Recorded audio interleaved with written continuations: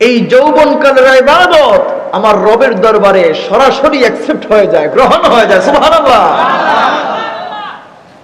আপনি যুবক, আপনি এখনো স্ট্রং, এখনো আপনি তরতাজা, এই বয়সে আপনি ইবাদত করুন।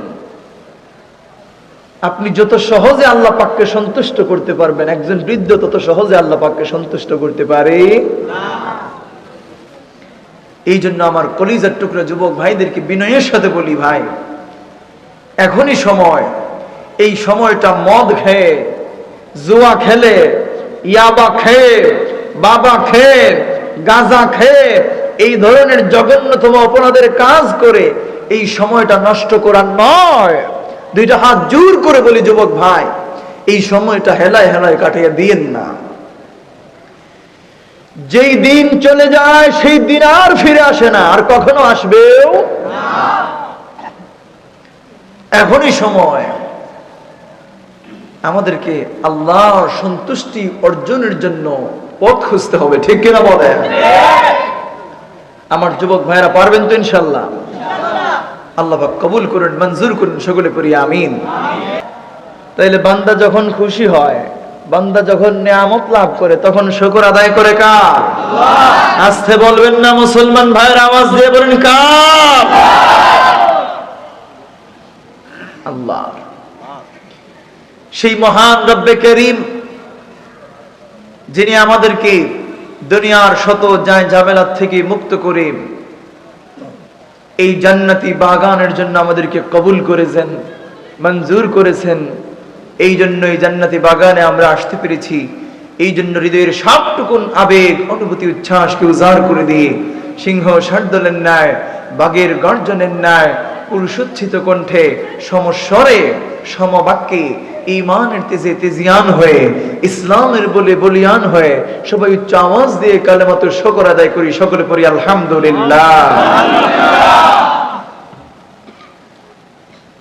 লক্ষ কোটি, তার চেয়ে অনেক অনেক অনেক গুণ বেশি দুরুদের সালাম প্রেরণ করছি আল্লাহর সৃষ্টির প্রধান আকর্ষণ, এই বিশ্ব সভার সভাপতি, আফতাবে নবুওয়া, শাহনশাহে রিসালাহ, সুলতানে মদিনা, নূরে মুজাসসাম, হাবিবে আকরাম, সৈয়দুল মুরসালিন, খাতামুন নবিয়্যিন, শাফিউল মুজনিবিন, আহমদ মুজতবা, মুহাম্মদ মুস্তাফা সাল্লাল্লাহু তাআলা আলাইহি ওয়া আলিহি ওয়া সাল্লামের পবিত্র রওজা মুবারকে, যেই নবীকে রব্বুল আলামিন যদি সৃষ্টি না করতেন, তাহলে আসমান, জমিন, গ্রহ, নক্ষত্র, চন্দ্র, সূর্য, পাহাড়, পর্বত, নদী নালা, খালবিল, মানব জাতি, জিন জাতি সহ এই গোটা কুল কায়নাতের সৃষ্টি করতেন। তাইলে যে আল্লাহ আমাদেরকে এত বড় একজন নিয়ামত দান করলেন, এই দুনিয়ার জমিনে বান্দাদেরকে রব্বুল আলামিন যত নিয়ামত দান করেছেন, সেই সমস্ত নিয়ামতগুলোর মধ্যে সর্বশ্রেষ্ঠ নিয়ামতের নাম কি আপনারা জানেন নাকি? মাশাআল্লাহ। আল্লাহ তাআলা এই দুনিয়ার জমিনে যতগুলো নিয়ামত বান্দাদেরকে দান করেছেন, তার মধ্যে সর্বশ্রেষ্ঠ, সর্বপ্রথম যে নিয়ামত, তিনি হচ্ছেন আকা, মাওলা, তাজদারে মদিনা, সরকারে কায়নাত, নূরে মুজাসসাম, সাইয়্যিদুনা মুহাম্মদুর রাসূলুল্লাহ সাল্লাল্লাহু আলাইহি ওয়াসাল্লাম। আমার সম্মানিত ভাইরা, এই জন্য বান্দা যখন নিয়ামত প্রাপ্ত হবে, তখন আল্লাহ পাকের শুকর আদায় করবে। দেখেন আল্লাহ পাক রব্বুল আলামিন পবিত্র কোরআন আল কারীমের মধ্যে ইরশাদ করে দিয়েছেন। আল্লাহ তাআলা বলেন, ইয়া লাইন শাকারতুম লাযীদান্নাকুম ওয়া লাইন কাফারতুম ইন্না আযাবী লাশাদীদ। জোরে বলেন আল্লাহু আকবার। আল্লাহ তাআলা বলেন, যদি তোমরা শুকরিয়া আদায় করো, আমি বাড়িয়ে দেব আর যদি না শুকরিয়া করো, আমার নিয়ামত পেয়েও যদি শুকর আদায় করো না, তাহলে না শুকরি করার কারণে আল্লাহ রাব্বুল আলামিন বলছেন, জেনে রেখো আমি আল্লাহর শাস্তি বড় কঠিন। এখন বলতে পারেন হুজুর, একদল মানুষ তো এমনও আছে যারা সুদ খায়, তার নিজেও জানে যে সুদ খাওয়াটা গুনাহ। কেমন গুনাহ? সুদ খাওয়ার 70টি, সুদ খাওয়ার যে গুনাহ, সেই গুনাহর 70টি স্তর আছে। একেবারে সর্বনিম্ন সব থেকে ছোট্ট যে স্তর, সেই ছোট্ট স্তরের নাম হচ্ছে আপন মায়ের সাথে জিনা করার সমান। আরেকটু আওয়াজ দিয়ে বলেন না নাউজুবিল্লাহ। তাইলে ওই লোকটা তো কোটি কোটি টাকার মালিক হয়ে গেছে। আমার ভাইরা বলি, মনোযোগ দিয়ে শুনেন, আল্লাহ রাব্বুল আলামিন বান্দাকে ধরেন না। আল্লাহ তাআলা যদি বান্দাকে একবার ধরে ফেলেন, ওই বান্দাকে আর ছাড়াছাড়ির সুযোগ নেই। সুযোগ আসেনি ভাই? আর সুযোগ নাই। আল্লাহ শাস্তি বড় কঠিন।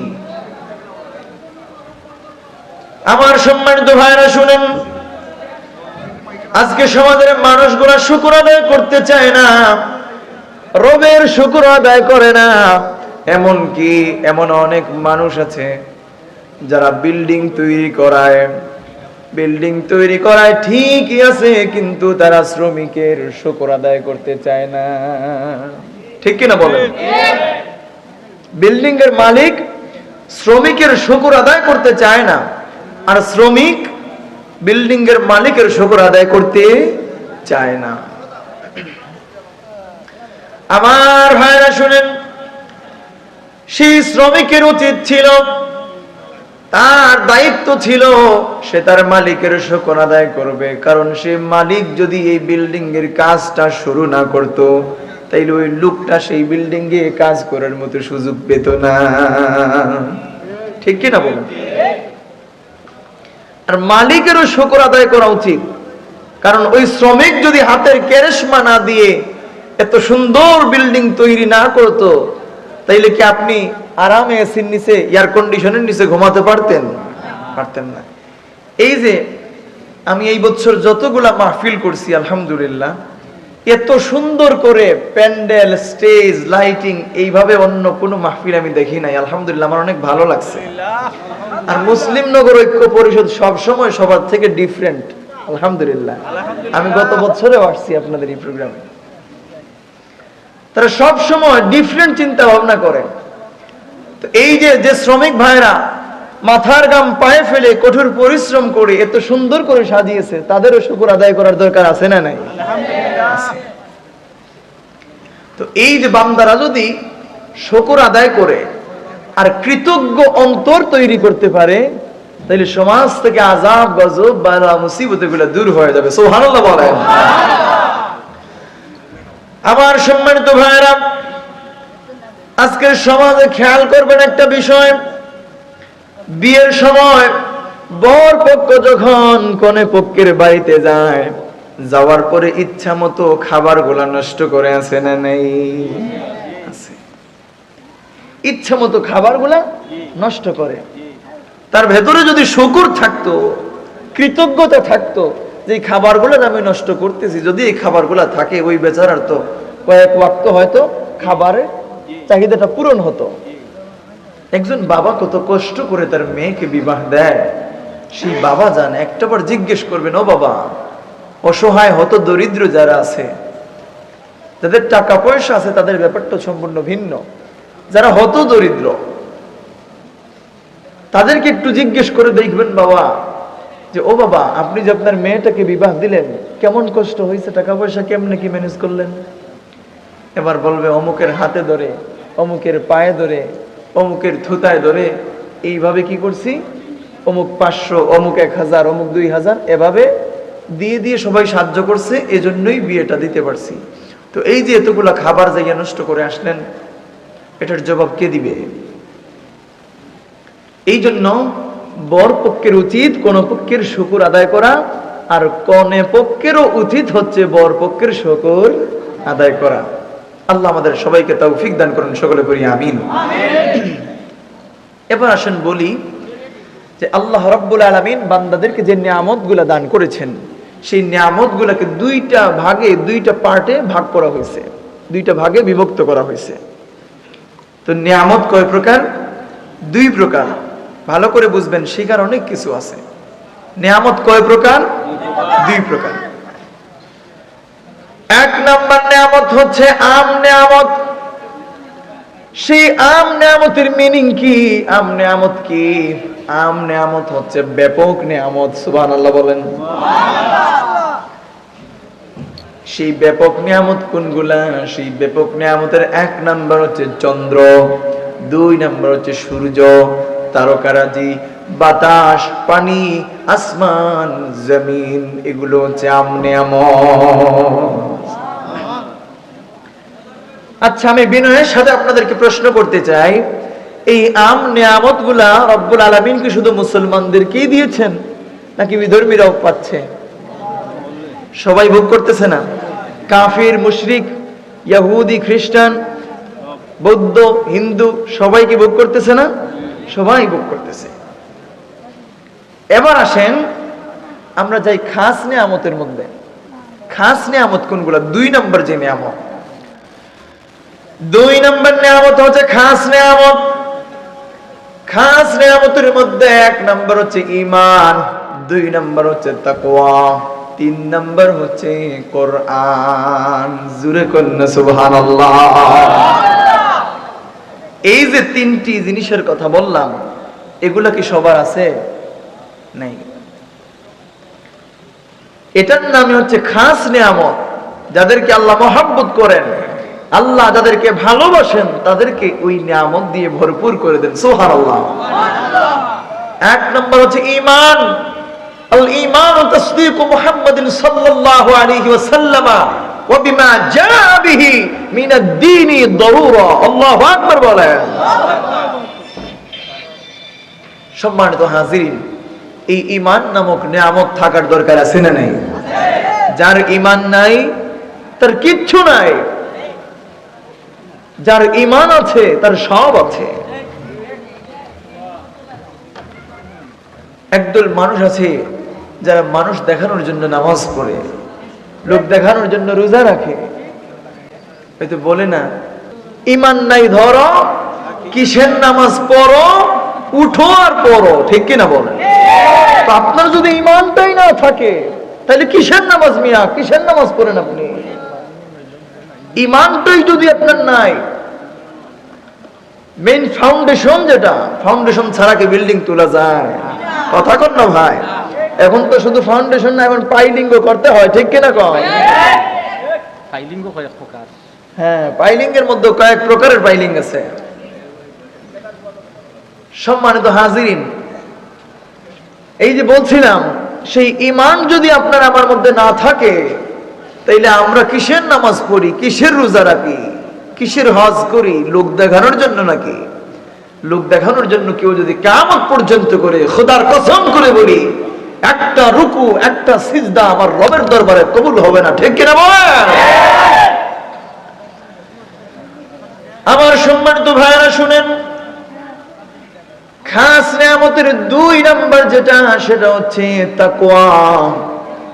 কারণ আপনার ভেতরের মধ্যে যদি তাকওয়া না থাকে, তাহলে আপনার দ্বারা গুনাহের কাজ, অন্যায়ের কাজ, অপরাধের কাজ করা আপনার কাছে একেবারে তুচ্ছ মনে হবে।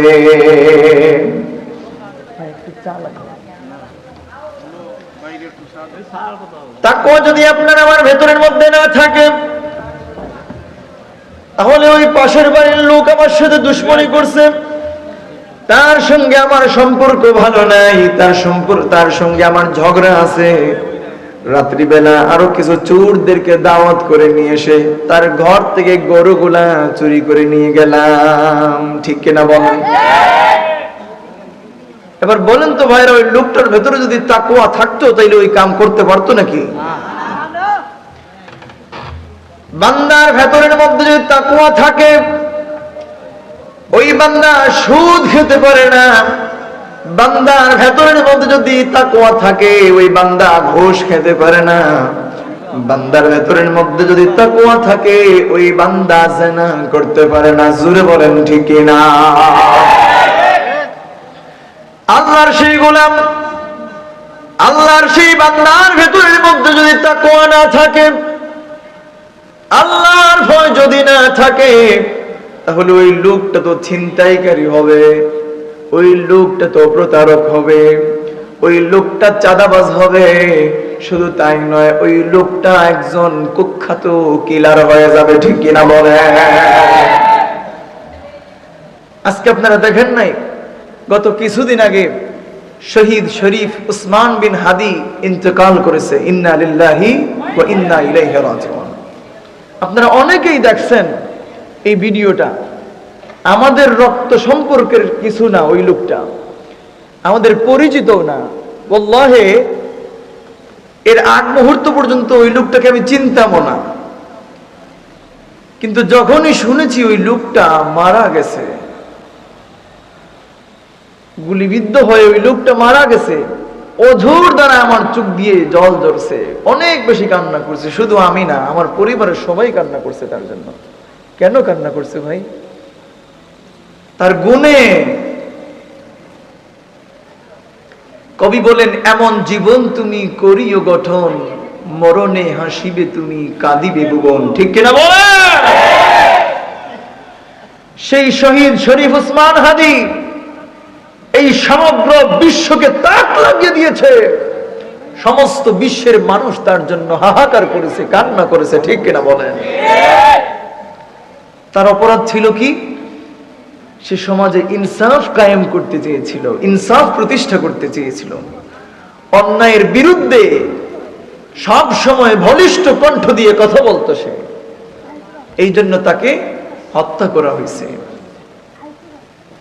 যে লোকটা তাকে হত্যা করছে, একবার বলেন তো ভাই, তার ভেতরের মধ্যে যদি আল্লাহর ভয় থাকতো, যে মানুষ হত্যা করা জঘন্যতম অপরাধ, ইসলামী শরিয়াতে যার শাস্তি হচ্ছে খুনের বদলে খুন,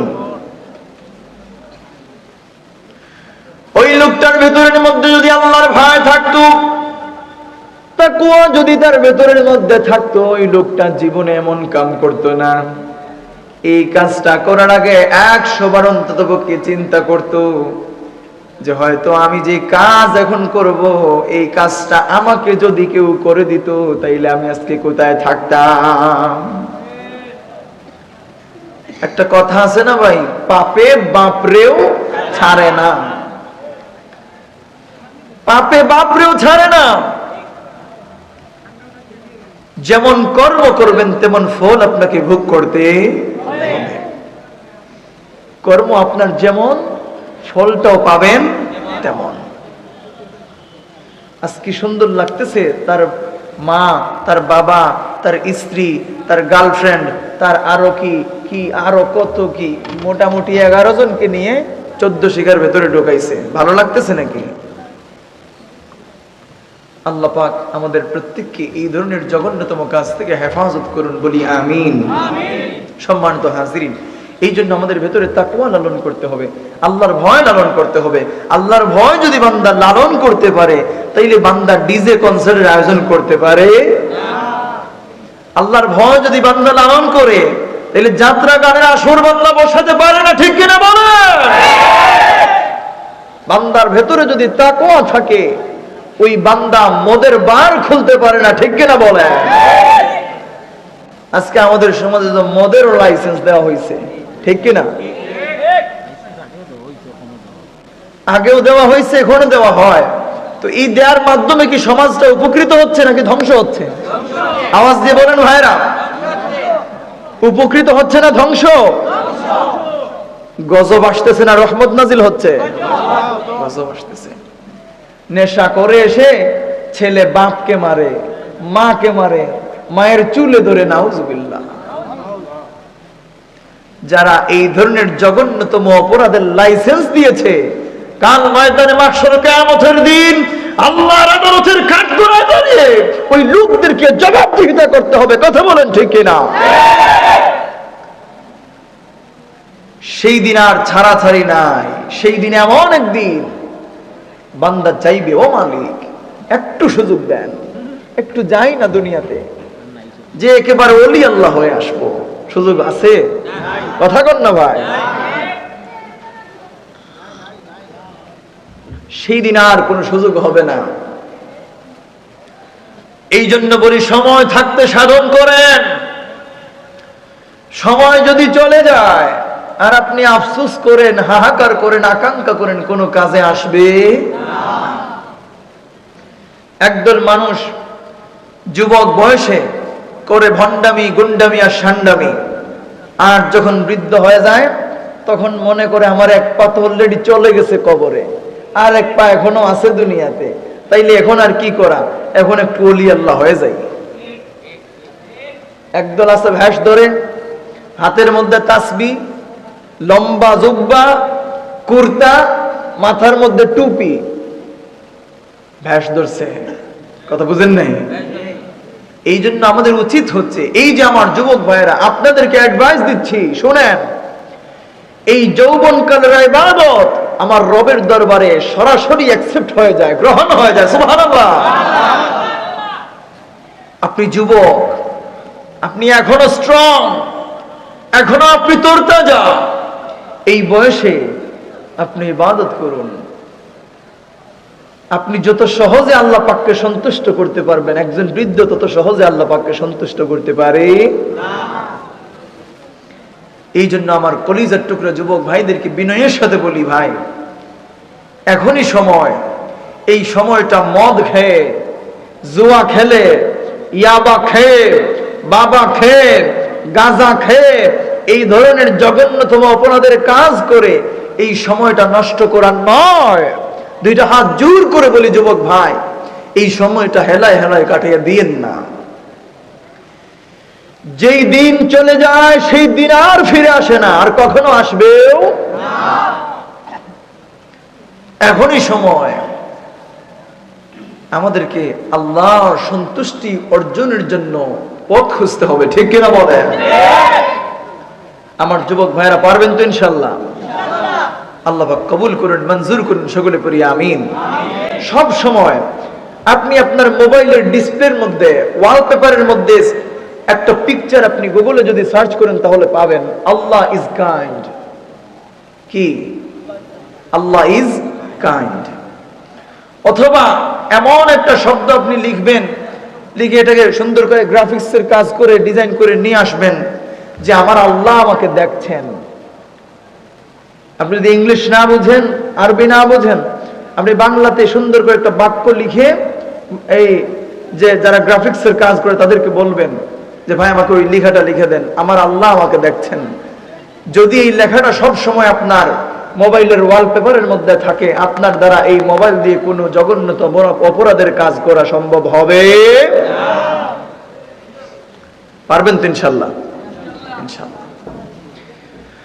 আমার সম্মানিত ভাইরা শুনেন,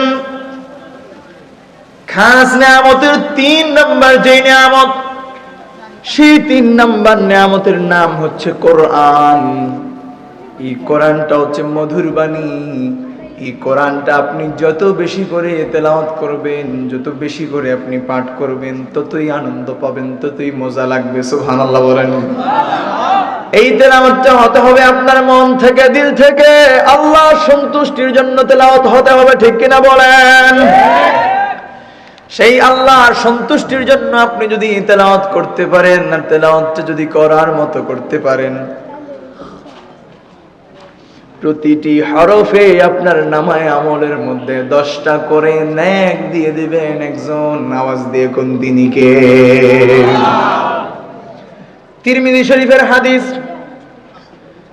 এখন যদি আপনাদেরকে জিজ্ঞেস করি, আপনারা মনে করতে পারেন কোরআন শরীফের সর্বপ্রথম যে সূরা, সূরাতুল ফাতিহা, এরপরে যে সূরা, সূরাতুল বাকারা, সেই সূরাতুল বাকারার শুরুটা হয়েছে আলিফ লাম মিম দিয়ে। এখানে অনেকেই মনে করতে পারেন আলিফ লাম মিম এই গোটা শব্দটা মনে হয় একই শব্দ, এখানে মনে হয় হরফ একটা, ঠিক কিনা বলেন? অথচ তিরমিজি শরীফের হাদিসের মধ্যে আল্লাহর হাবিব, নবী কুল সম্রাট নূর নবী, নবীজি আমার মুহাম্মদ সাল্লাল্লাহু আলাইহি ওয়াসাল্লাম বলেন, ওয়ালাকিন আলিফুন হারফুন ওয়া লামুন হারফুন ওয়া মিমুন হারফুন। আলিফ একটা হরফ, লাম একটা হরফ, মিম একটা হরফ। আলিফ লাম মিম এই শব্দের মধ্যে তিনটি হরফ আছে। যে ব্যক্তি ঈমানের সহিত, পবিত্রতার সহিত আল্লাহর কোরআন থেকে এই তিনটি হরফ তেলাওয়াত করবে, তার নামায়ে আমলের মধ্যে আমার রব 3 দোষে 30টা নেক দিয়ে দিবে। সেই কোরআন শরীফ তেলাওয়াত করার দরকার আছে না নেই? আজকে আমাদের সমাজের কিছু বাবারা আছেন, কিছু মায়ের আছেন, সন্তানদেরকে কোরআনের শিক্ষা দিতে রাজি না। কেন রাজি না? আমার কথাগুলো শুনে হয়তো অনেকে কষ্ট পাবেন, আবার অনেকেই বলবেন না হুজুর ঠিক বলেছেন। আপনারা, আমি যদি কোনো কিছু ভুল বলি আমাকে বলবেন, আমি সংশোধন করে নিব ইনশাআল্লাহ। দেখেন, একজন পুরুষের অথবা একজন মহিলার 3টা ছেলে সন্তান আছে। 2টা ভালো, ব্রিলিয়ান্ট, ভালো পড়াশোনায় মেধাবী, আর একটা আছে আতুর, লুলা, ল্যাংরা, চৌকে দেখে না, হাঁটতে পারে না, একেবারে অবস্থা খারাপ। তো এই 3টা ছেলের মধ্যে যে ভালো মেধাবী যে 2টা, এই 2টাকে পড়াবে ইংলিশ মিডিয়ামে। কথা বুঝেন নাই? এই ভালো 2টাকে কোথায় পড়াবে? ইংলিশ মিডিয়ামে পড়াবে। একটাকে বল বাবা তুমি সায়েন্স নিয়ে পড়বা, যদি ইংলিশ মিডিয়ামে নাও পড়ায়, ভালো কোনো স্কুলে যদি পড়াশোনা করায়, তাহলে বলবে তুমি সায়েন্স নিয়ে পড়াশোনা করবা, তুমি বড় হয়ে ডক্টর হবা। আরেকটাকে বলবে বাবা তুমি কমার্স নিয়ে পড়াশোনা করবা, বড় হয়ে তুমি সুদের ব্যবসা শিখবা। নাউজুবিল্লাহ। কারণ আমাদের সন্তানগুলাকে এখন এই ছোট্ট বয়সে সুদের হিসাব শেখানো হয়, ঠিক কিনা বলে?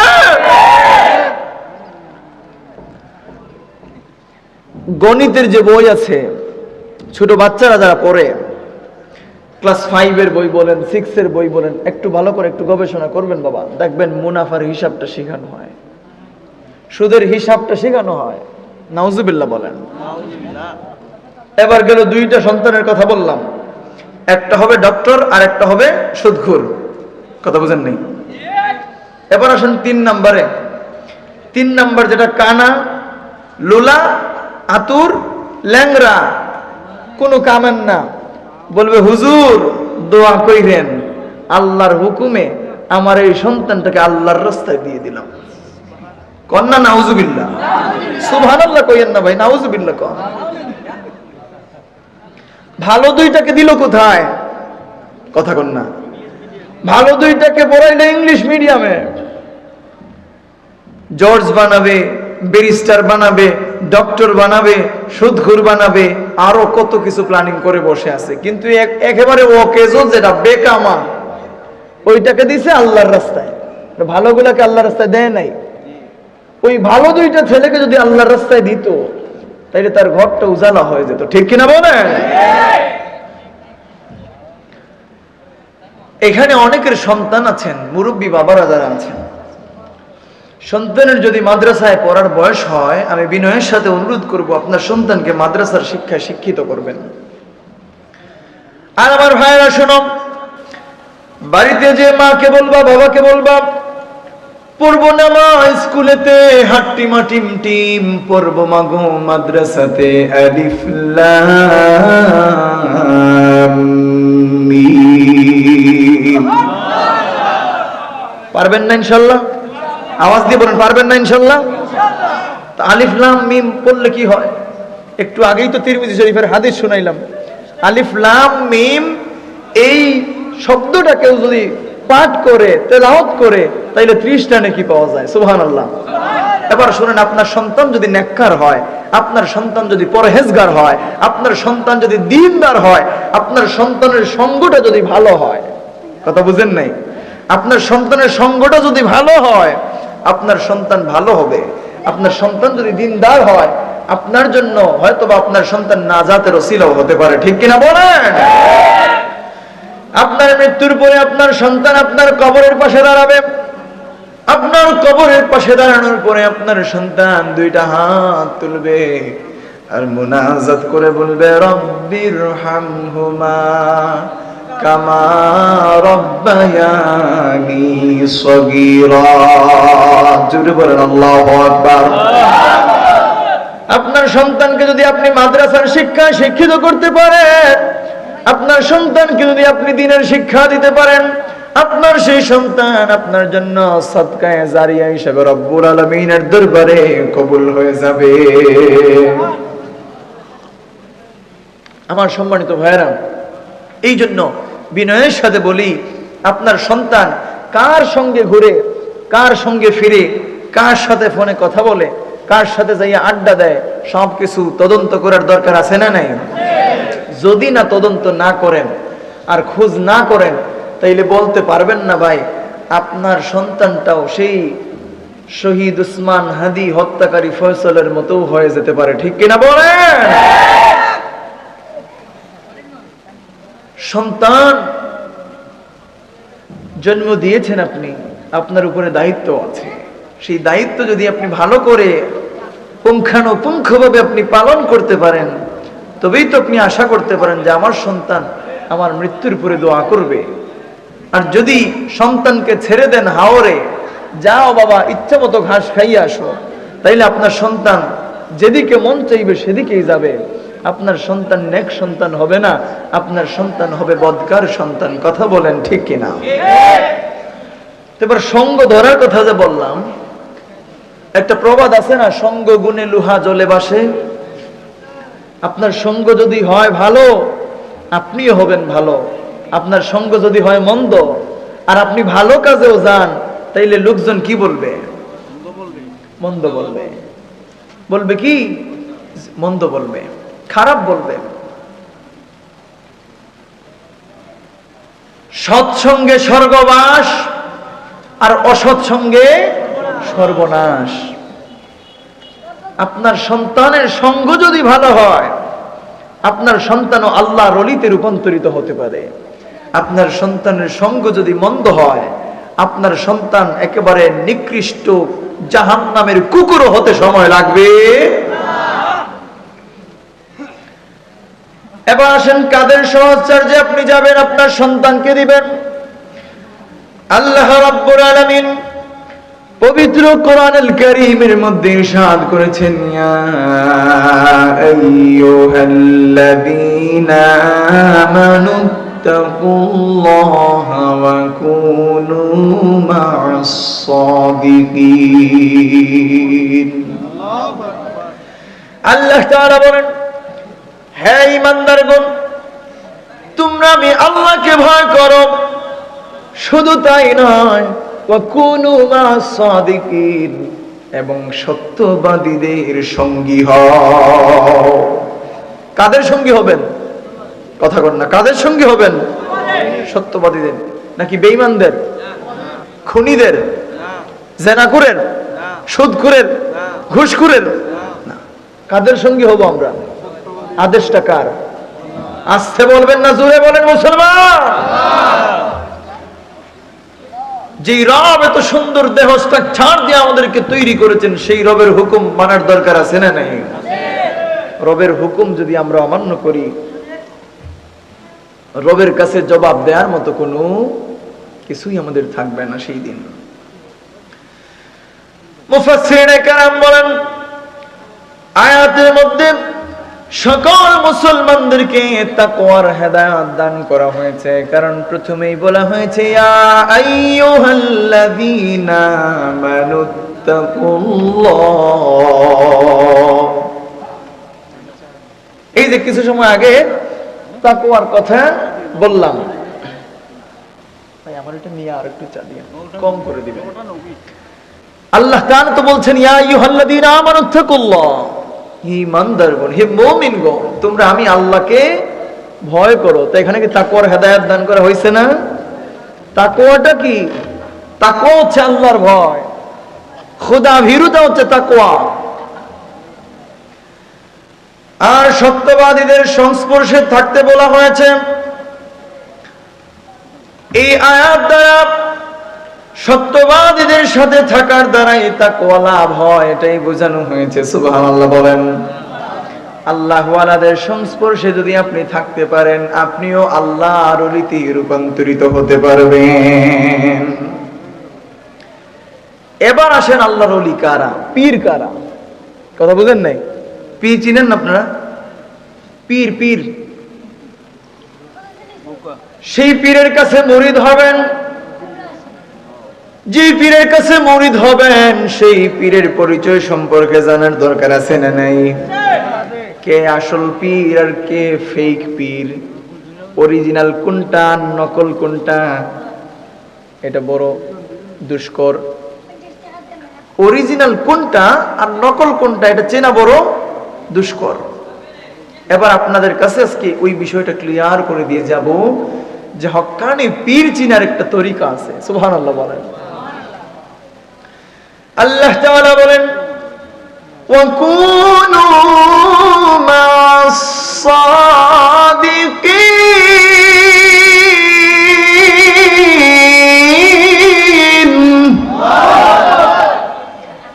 এখানে আল্লাহ রাব্বুল আলামিন বললেন, তোমরা আল্লাহওয়ালাদের সাহচর্য লাভ করো। সুবহানাল্লাহ বলেন। এই আয়াতে পীর বা অলির পরিচয় দেওয়া হয়েছে।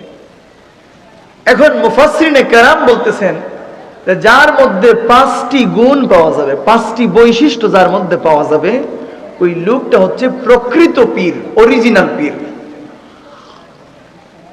ডুপ্লিকেট না। এই 5টি বৈশিষ্ট্য যাদের মধ্যে পাওয়া যাবে তারা হচ্ছে কি অরিজিনাল পীর, প্রকৃত অর্থে পীর। এবার আসেন 1 নাম্বার কি? 1 নাম্বার হচ্ছে সে অবশ্যই আলেম হতে হবে। শুধু আলেম হলেই চলবে না, নিম্ন মানের আলেমের পরিচয় দেওয়া হয়েছে যে কমপক্ষে 3টি কিতাবের উপরে তার ভালো দক্ষতা থাকতে হবে। সুবহানাল্লাহ বলেন। কয়টি কিতাবের উপরে? সবাই বলেন। 3টি কিতাবের উপরে। কেমন দক্ষতা থাকবে? শুধু নিজে নিজে পড়লেই চলবে না, এমন দক্ষতা তৈরি করতে হবে যেন নিজেও পড়তে পারে আর ছাত্রদেরকেও, বলেন না, ছাত্রদেরকেও পড়াতে পারে। এমন দক্ষতা থাকতে হবে। শুধু নিজে নিজে রিডিং পড়েই চলে গেলাম হবে না ভাই, ছাত্রকে বোঝাতে হবে। আর ছাত্রকে বোঝানোর পড়া আর রিডিং পড়া এক হতে পারে না। আমার ভাইরা, পীরের 1 নাম্বার গুণ হচ্ছে অবশ্যই তাকে আলেম হতে হবে। নিম্নমানের আলেমের পরিচয় দেওয়া হয়েছে কমপক্ষে 3টি কিতাবের উপরে তার গভীর পাণ্ডিত্য থাকতে হবে। 1 নাম্বার কি? 1 নাম্বার হচ্ছে হাফিজ আল্লামা জালালউদ্দিন সুয়ুতী রাহমাতুল্লাহ আলাইহি লিখিত তাফসীর গ্রন্থ তাফসীরে জালালাইন শরীফের উপরে গভীর পাণ্ডিত্য থাকতে হবে। এবার আসুন 2 নাম্বার কি? 2 নাম্বার হচ্ছে মিশকাত শরীফের উপরে তার গভীর পাণ্ডিত্য থাকতে হবে। এবার আসেন 3 নাম্বার। 3 নাম্বার হচ্ছে হেদায়ার উপরে তার গভীর পাণ্ডিত্য থাকতে হবে। সুবহানাল্লাহ বলবেন না? শরীরটা ভালো না ভাই। নভেম্বর থেকে অনবরত প্রতিদিন মাহফিল চলতেছে, 2টা, কোনোদিন 3টাও আছে। আর গোলা কি মানে? আমার ভাইয়েরা বলি, পীর চিনার 2 নাম্বার বৈশিষ্ট্য, 2 নাম্বার যে অপর একজন পীর কর্তৃক অনুমতি প্রাপ্ত হতে হবে, যেই পীরের সিলসিলা স্বয়ং আল্লাহর হাবিব মুহাম্মদুর রাসূলুল্লাহ সাল্লাল্লাহু আলাইহি ওয়াসাল্লাম পর্যন্ত পৌঁছে। সুবহানাল্লাহ। তাহলে হক্কানি পীর চিনতে হলে কয়টা বৈশিষ্ট্যের কথা বলছিলাম? 5টা। আর 5টা থেকে আমরা অলরেডি 2টা শুনে নিয়েছি। এবার আসেন 3 নাম্বার। 3 নাম্বার বৈশিষ্ট্য কি? 3 নাম্বার বৈশিষ্ট্য হচ্ছে ফরজ ওয়াজিব সুন্নতের পুরোপুরি পাবন্দ হতে হবে। শুধু তাই নয়, হারাম এবং মাকরুহ কাজসমূহ বর্জন করতে হবে পুরোপুরি ভাবে। সুবহানাল্লাহ বলেন। আজকে এমন অনেক পীর আমাদের সমাজে আছে যাদের গলার মধ্যে তালা লটকানো আছে, সেও নাকি পীর, তার নাম হচ্ছে তালা বাবা। আছে না নাই? আরো কিছু পীর আছে দাড়ির মধ্যে জট, জীবনে তো গোসল করে না, বছরে একবার গোসলও করে না, দাড়ির মধ্যে লাগছে কি জট, তার নাম হচ্ছে জটা বাবা। নাউজুবিল্লাহ বলে। তারপরে কি আরেক প্রকারের পীর আছে, তারা হচ্ছে ল্যাংটা বাবা। আছে না নেই? আল্লাহ আমাদেরকে এই সমস্ত পীরদের থেকে হেফাজত করুন বলি আমিন। আমার সম্মানিত ভাইরা, এবার শুনেন পীর চেনার 4 নাম্বার বৈশিষ্ট্য কি? 4 নাম্বার বৈশিষ্ট্য হচ্ছে অন্যান্য আলেমগণ সেই পীরের দরবারে যায় কিনা সেটা তদন্ত করতে হবে, তালাশ করতে হবে। কারণ অন্যান্য পীর যদি, অন্যান্য আলেমরা যদি ওই পীরের দরবারে যায় তাহলে বুঝতে হবে আসলেই তো তিনি পীর।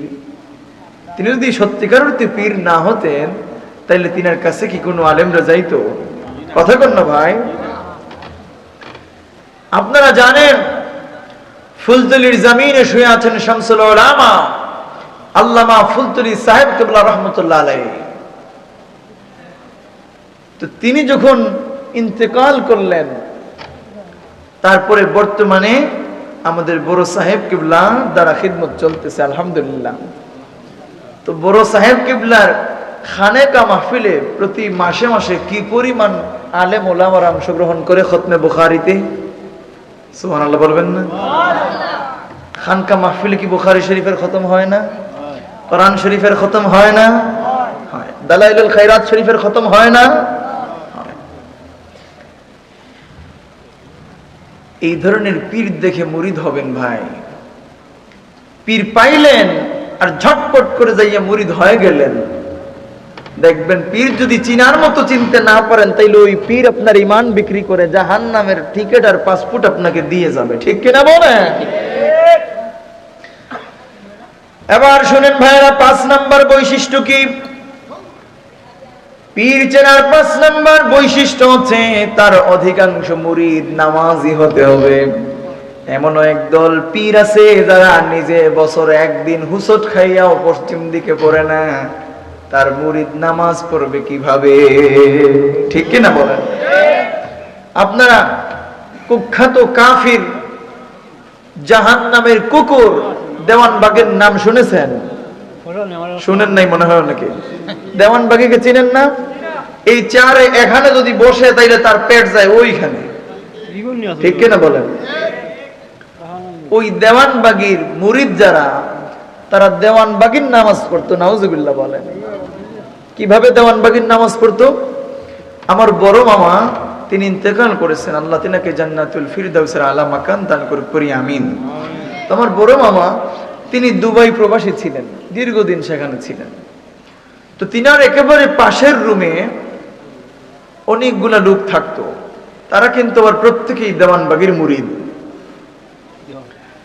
এখন তারা যে নামাজ পড়তো, মামা নিজ চোখে দেখে এসে গল্প করছেন, তারা যে নামাজ পড়তো, নামাজ পড়ার আগে দেওয়ানবাগীর ছবিটাকে এইভাবে সামনে নিয়ে আসতো, এইভাবে বড় করে ছবিটা সামনে নিয়ে এসে তারা নামাজ পড়তো। নাউজুবিল্লাহ বলেন। এই নামাজ যদি কিয়ামত পর্যন্ত পরে কাজ হবে? নাউজুবিল্লাহ। ওই লোকটা আরো কত কি বলছে। ওই লোকটা নিজেকে জান্নাতি রমণীদের সরদারিনী হযরত ফাতিমাতুজ জাহরা রাদিয়াল্লাহু তাআলা আনহা নাকি তার স্ত্রী ছিলেন। নাউজুবিল্লাহ। আরেকটা আওয়াজ দিয়ে বলেন না নাউজুবিল্লাহ। এই ধরনের আর অসংখ্য গণিত কথা বলেছে, ঈমান বিদ্বেষী কথা, যেই কথাগুলা বলার কারণে মুহূর্তের ভেতরে ঈমান চলে গেছে। তো এই ধরনের পীরের ও মুরিদের অভাব আছে? কথা কন না ভাই। এই ধরনের পীরদের ও মুরিদের অভাব নাই। আজকে এমন অনেক পীর আমাদের সমাজে বের হইছে যাদের কাছে মুরিদ হলে টাকা দেয় 500। আছে না নাই? গত কিছুদিন আগে দেখলাম একজন পীর সাহেব, তিনি ফেসবুকে লাইভে এসে বলতেছেন, তিনি কয়েকজন 4-5 জন মানুষ নিয়ে তিনি বলতেছেন, নাম বললে আপনারা চিনে ফেলবেন, আমি আর নাম মেনশন করছি না। তিনি বললেন, এখন থেকে আমি হুকুম দিলাম আপনাদেরকে আমি অর্ডার দিলাম, এখন থেকে আমাকে সাব বলবেন। নাউজুবিল্লাহ বলেন। এখন থেকে আমাকে কি বলবেন? সাব বলবেন। চিন্তা করেন, নিজে যাকে বড় বলে বড় সেই নয়, লোকে যাকে বড় বলে বড় সেই হয়। আর লোকজন কাকে বড় বলে? যাকে আল্লাহ বড় বলে, যাকে আমার আল্লাহ পছন্দ করেন। আমার আল্লাহ রাব্বুল আলামিন যাকে পছন্দ করেন, ওই লোকটার আলোচনা তিনি ফেরেশতাদের কাছে করেন। ফেরেশতারা ওই বান্দার আলোচনা শুনে আসে আল্লাহর পক্ষ থেকে। আর ফেরেশতারা বলে, আল্লাহ যেই ব্যক্তিকে ভালো বলে ফেরেশতারাও তাকে ভালো বলে। এবার ফেরেশতারা মানুষদের কাছে আইসা বলে, দুনিয়ার মানুষরা শুনো শুনো, আমার আল্লাহ অমুক বান্দাকে ভালোবাসে, মহব্বত করে, আমরা ফেরেশতারাও তাকে ভালোবাসি, মহব্বত করি। ও দুনিয়ার মানুষেরা, তোমরাও তাকে মহব্বত আর ভালোবাসা করা শুরু করে দাও। আল্লামা ফুলতুলি সাহেব কিবলা রহমতুল্লাহ আলাইহি, তিনি কি কোনদিন কারো কাছে আইসা বলছেন যে আমার কাছে মুরিদ হন, আমার কাছে মুরিদ হন? বড় সাহেব কোনদিন বলছেন? কেউ বলতে পারবে? এমনও অনেক মানুষ দেখছি যারা যাওয়ার পরে বড় সাহেব কিবলা তাদেরকে মুরিদ করানো না। মুরিদ হওয়া এত সহজ না। যারা মুরিদ হয় তাদেরকে কিছু রুটিন মেনটেন করে চলতে হয়, ঠিক কিনা বলেন? তো হক্কানি পীরদের উপমা তো এমন হয়।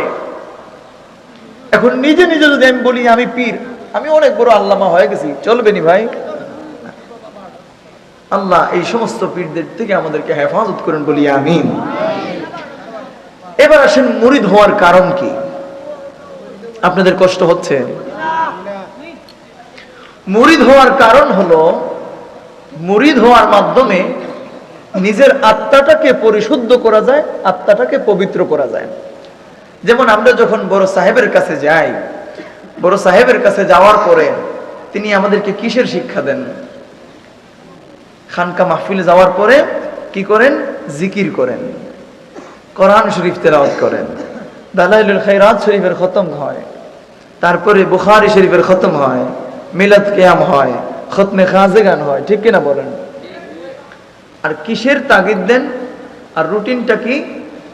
যে প্রতিনিয়ত আল্লাহর জিকির করতে হবে। আল্লাহর জিকিরের দ্বারা কি হয়?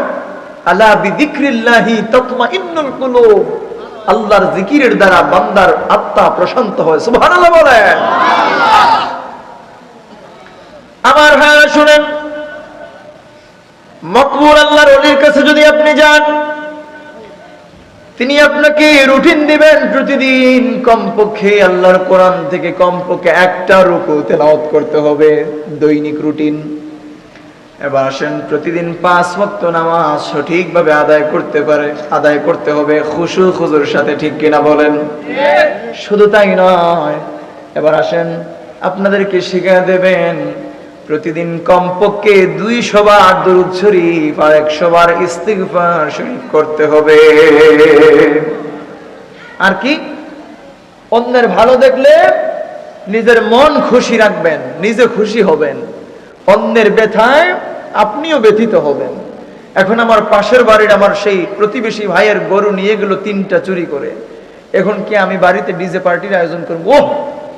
তার সাথে আমার দুশ্মনী ছিল, ঝগড়া ছিল, দাঙ্গা ছিল, কাম সারছে, এটা করা যাবে নি ভাই?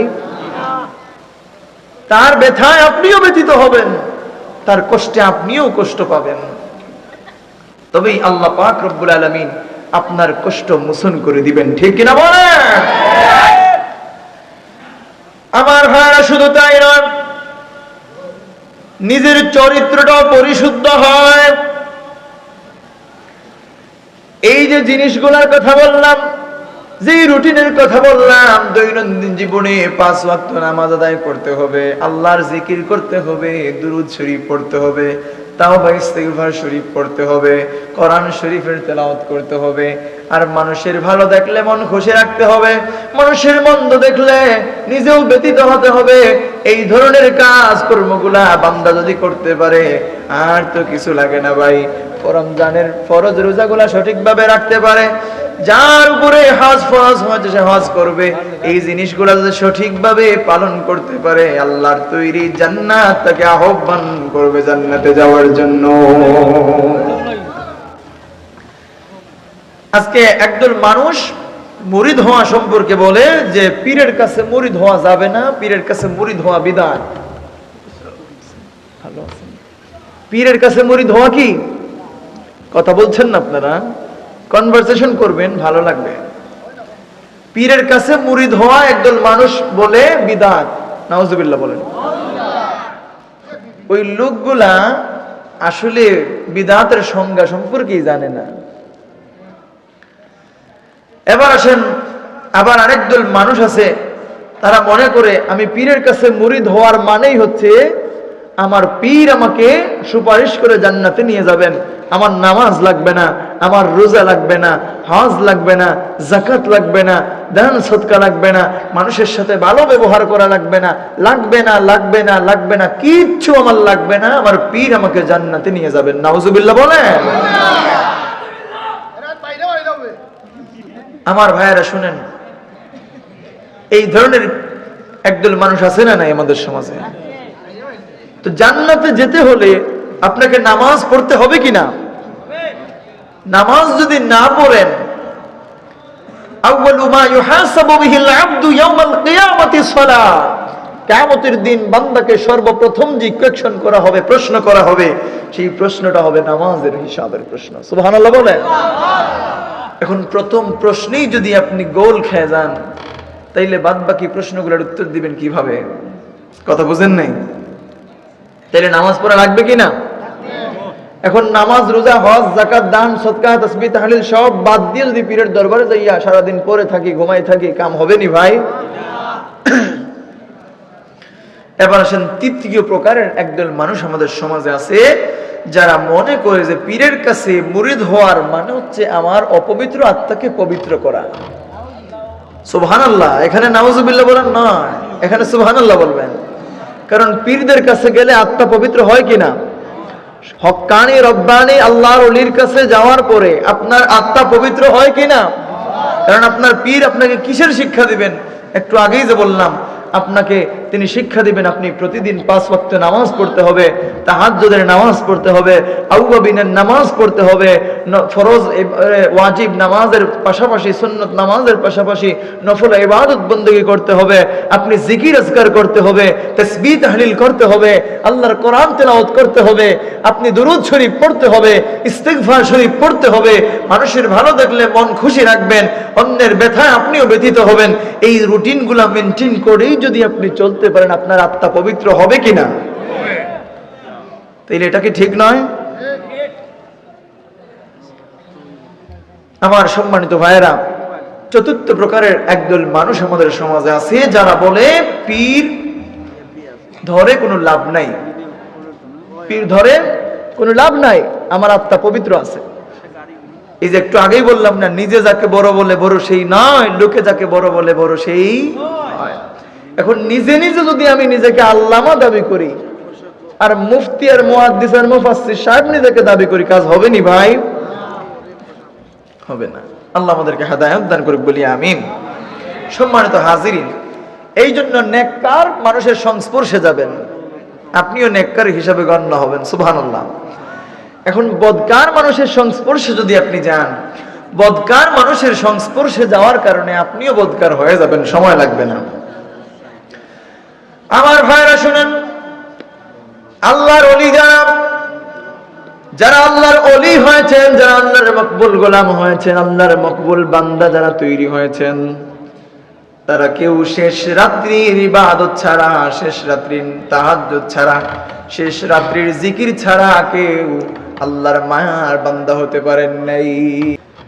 আমার সম্মানিত ভাইরা, এই জন্য অধিক পরিমাণে আল্লাহর জিকির করতে হবে, অধিক পরিমাণে আল্লাহর স্মরণে নিজেকে নিমজ্জিত রাখতে হবে, আল্লাহর জিকিরের দিকে ধাবিত হতে হবে। अल्लाह अल्लाह क्या मुबारक नाम है, अल्लाह अल्लाह आशिकों का कम है, अल्लाह अल्लाह क्या मुबारक नाम है।